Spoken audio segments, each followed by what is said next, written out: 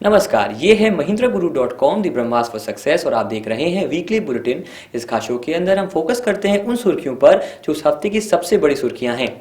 Video को शुरू करने से पहले एक दरख्वास्त है आपसे कि आप हमारे YouTube चैनल को सब्सक्राइब करें ताकि जितने भी हमारे वीडियो, चाहे गाइडेंस गुरु हो, टिप्स एंड ट्रिक्स हो, एंड ऑफ कंफ्यूजन हो, उन्हें आप अलर्ट्स के माध्यम से अपने मेल पर पा सकें। फॉलो कर सकते हैं इंस्टाग्राम पर, हमें ट्वीट कर सकते हैं ट्विटर पर, और हमारे फेसबुक पेज को लाइक कर सकते हैं, व्यू कर सकते हैं, जिसमें करीब 6 लाख के ऊपर लोग व्यू कर चुके हैं और वो देख चुके हैं कि अंतर क्या है एक क्वालिटी कंटेंट में।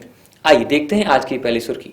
भारतीय पुरुष टीम के दिग्गज खिलाड़ियों जहीर खान और वीरेंद्र सहवाग के साथ भारत की पूर्व महिला कप्तान अंजुम चोपड़ा को मेरिलबर्न क्रिकेट क्लब की मानद आजीवन सदस्यता प्रदान की गई है। वो एमसीसी की प्रतिष्ठित सदस्यता हासिल करने वाली पहली भारतीय महिला क्रिकेटर हैं। तो जहां पर एक तरफ तेंदुलकर, गावस्कर भी सदस्य हैं, वहां एक बड़ी उपलब्धि है अंजुम चोपड़ा के लिए और भारत के लिए। अगली सुर्खी। अमेरिका के राष्ट्रपति बराक ओबामा ने कोलंबिया की जिला अदालत की संघीय न्यायिक पीठ के लिए पाकिस्तानी अमेरिकी मूल के आबिद रियाज कुरैशी को नामित किया है। कुरैशी कोलंबिया की जिला अदालत में नामित होने वाले पहले मुस्लिम व्यक्ति हैं। ये लियाम एंड वॉटकिंस के पार्टनर भी हैं और एक बहुत बड़ी पहल है ओबामा सरकार की। अगली सुर्खी। एक तरफ भारत के लिए सीख और श्रीलंका के लिए एक कमेंडेशन। विश्व स्वास्थ्य संगठन ने श्रीलंका को मलेरिया मुक्त घोषित करते हुए इसे जन स्वास्थ्य के क्षेत्र में असाधारण उपलब्धि बताई।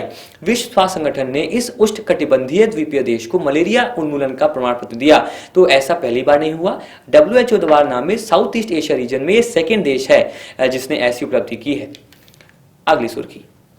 भारत अब टॉप 150 में नहीं है इस रैंकिंग में। नवीनतम क्यूएस वर्ल्ड यूनिवर्सिटी रैंकिंग्स 2016-17 के अनुसार विज्ञान संस्थान IISc Indian institute of sciences Bengaluru की वैश्विक रैंकिंग 2 स्थान गिरकर 152 आ गई है। तो अब 150 के अंदर कोई भी भारतीय यूनिवर्सिटी नहीं है, एक चिंता की बात है।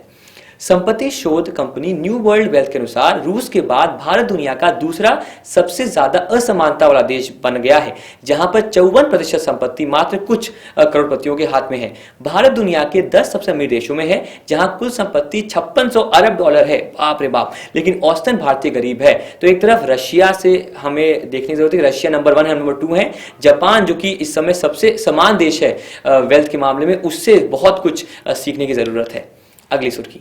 भारत और वियतनाम ने अपने सामरिक संबंधों को मजबूत बनाने का संकेत देते हुए रक्षा, IT, अंतरिक्ष, दोहरे कराधान से बचाव और मालवाहक पोतों संबंधी वाणिज्यिक नौवहन सूचना साझा करने समेत विभिन्न क्षेत्रों में जुड़े 12 समझौते पर हस्ताक्षर किए। अभी हमारे प्राइम मिनिस्टर गए भी थे वियतनाम और फिर लाओस भी गए, तो सवाल बन सकता है वियतनाम के कैपिटल से, करेंसी से भी।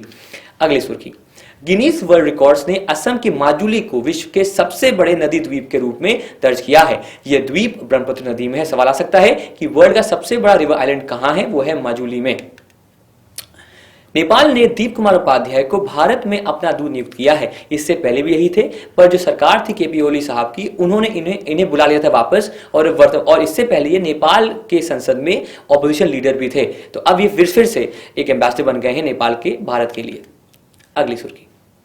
रेल मंत्री, एक तरफ शताब्दी के राजधानी के दाम बढ़ रहे हैं, वहां एक अच्छी पहल भी है। रेल मंत्री सुरेश प्रभु ने ई-टिकट से यात्रा करने वाले यात्रियों के लिए बीमा योजना आरंभ की है। यह बीमा योजना 10 लाख रुपए तक की होगी और मात्र 92 रुपए के प्रीमियम पर इसे अब हासिल कर सकते हैं। अगली सुर्खी। सूचना एवं प्रसारण मंत्री वेंकैया नायडू ने प्रथम ब्रिक्स फिल्म फेस्टिवल में भारतीय फिल्म तिथि को सर्वश्रेष्ठ फिल्म पुरस्कार सम्मानित किया। इस कन्नड़ फिल्म के निर्देशक राम रेड्डी हैं। बात करें तो 3 पुश्ते हैं इस फिल्म के अंदर, कहानी के अंदर, और जो सबसे वृद्ध व्यक्ति है उसकी मौत के बाद कैसे वो रिएक्ट करते हैं, उस पर एक बहुत ही दिलचस्प ये एक मूवी है, इसका नाम है तिथि। इसी के साथ सुर्खियां समाप्त होती हैं। उम्मीद करते हैं कि ये सुर्खियां सबसे इंपॉर्टेंट हैं, उन्हें आप और शोध से पढ़ें और उस पर रिसर्च करें ताकि बेहतर रिजल्ट्स आपके एग्जाम मिल पाए। RRB का नोटिफिकेशन आ चुका है, तो get ready for that particular examination. चलिए, आपकी सफलता में ही हमारी सफलता है। धन्यवाद।